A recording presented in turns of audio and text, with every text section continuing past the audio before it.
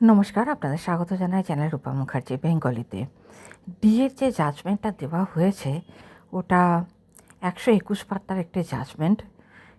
তো ব্যাপারটিকে পড়ে বাংলায় অনুধাবন করে আপনাদেরকে আমি মোটামুটি একটা সংক্ষেপে বলার চেষ্টা করছি। চলুন শুরু করা যাক তাহলে। সবার প্রথমেই বলতে হয় যে কোন সময়কালের জন্য এই ডিএটা দেওয়ার কথা বলা হয়েছে। সুপ্রিম কোর্ট বলে দিয়েছে 2008 থেকে 2019, অর্থাৎ 1 এপ্রিল 2008 থেকে 31 ডিসেম্বর 2019 পর্যন্ত কালের যে ডিএর বকেয়া রয়েছে সেটি মিটিয়ে দেওয়ার কথা এখানে বলা হয়েছে। আপনারা যদি একটু মনে করার চেষ্টা করেন তাহলে দেখবেন যে 2009 সালে যে রোপা দেওয়া হয়েছিল তাতে কিন্তু 2008 সালের 1 এপ্রিল থেকেই দেওয়া হয়েছিল এবং স্পষ্ট বলে দেওয়া হয়েছিল তৎপূর্ববর্তীকালের কোনো কিছু বকেয়া দিয়ে দেওয়া হবে না। তাই খুব স্পষ্টভাবেই এখানে বোঝা যাচ্ছে যে ডিএটা এখানে প্রদানের কথা বলা হয়েছে তার সময়কাল শুরু হচ্ছে 1 এপ্রিল 2008।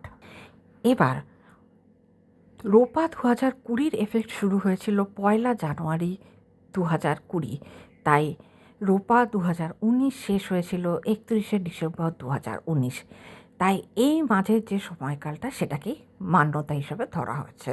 এবার প্রশ্ন আসছে কারা পাবেন এই টাকাটা। যারা মহার্ঘ ভাতা পান তারা তো পাবেন, অর্থাৎ যারা জব করছেন। যারা পেনশন পান তারাও, এমনকি যারা ফ্যামিলি পেনশন পান তারাও পাবেন, অর্থাৎ প্রত্যেক রাজ্য সরকারি কর্মী ও রিটায়ার্ড কর্মচারীগণ এবং যারা ফ্যামিলি পেনশন পান প্রত্যেকেই এই মহার্ঘ ভাতা পেয়ে যাবেন। এবার এক্ষেত্রে একটা প্রশ্ন আসতে পারে যে যিনি এই সময়ের মধ্যবর্তীকালে রিটায়ার করেছেন তার জন্য কি হবে। দেখুন, যিনি রিটায়ার করেছেন অর্থাৎ রিটায়ার করার আগে পর্যন্ত তিনি অ্যাজ এ চাকুরিরত, সেইভাবে তিনি তার মহার্ঘ ভাতাটা পাবেন এবং রিটায়ারমেন্ট পরবর্তীকালে ডিআর হিসাবে দেওয়া হয়, এটা ডিওয়ানেস রিলিফ হিসেবে। তো সেই হিসাবে কিন্তু তিনি তার বকেয়া মহার্ঘ ভাতাটা পাবেন। এবার দেখুন, সুপ্রিম কোর্ট গত বছর 16 মে 2025 যে ইন্টারিম অর্ডারটি দিয়েছিল যে 25% বকেয়া মহার্ঘ ভাতা মিটিয়ে দিতে হবে, আর এইবারে ফেব্রুয়ারি মাসে যে অর্ডারটি দিল সেখানে বলা হয়েছে এখনই মিটিয়ে দিতে হবে। এখনই অর্থাৎ যেদিনকে রায় ঘোষণা করা হয়েছে সেই দিন থেকে যত শীঘ্র সম্ভব ওই বকেয়া 25% ভাতাটা প্রদান করে দিতে হবে।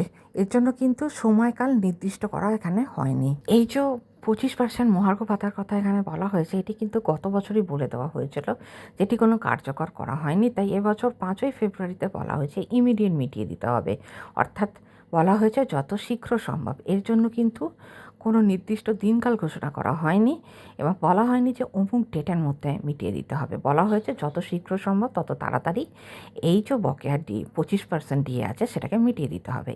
এইবার বলা হয়েছে বাকি যে 75% ডিএ রয়েছে তার জন্য একটি কমিটি গঠন করতে হবে।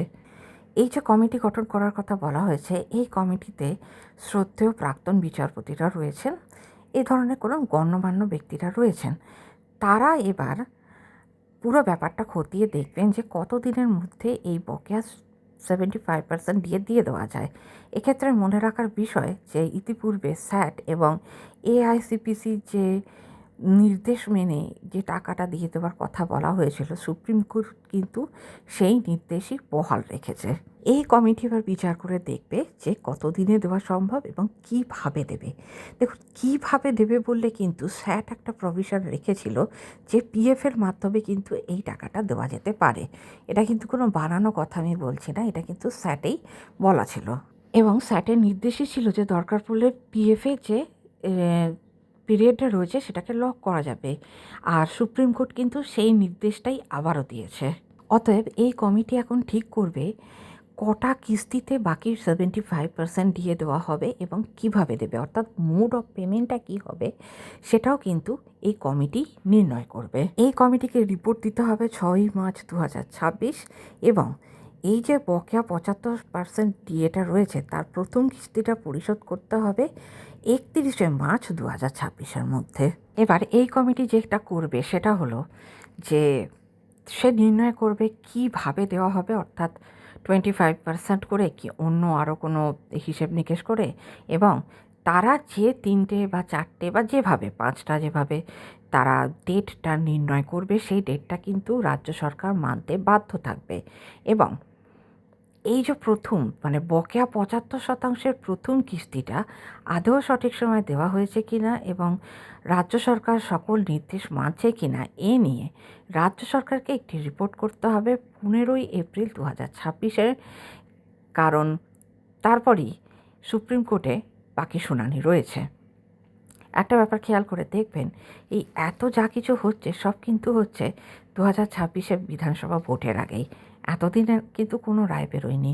ভোট কাছে আসতেই কিন্তু এইবার সমস্ত রায়টায় বেরোচ্ছে বা শুনানি চলছে, সুপ্রিম কোর্টের তরফ থেকে নির্দেশ আসছে। আমাদের নজর থাকবে আগামী আপডেটের দিকে। সঙ্গে থাকবেন। দেখা হচ্ছে পরের ভিডিওতে। ধন্যবাদ। নমস্কার।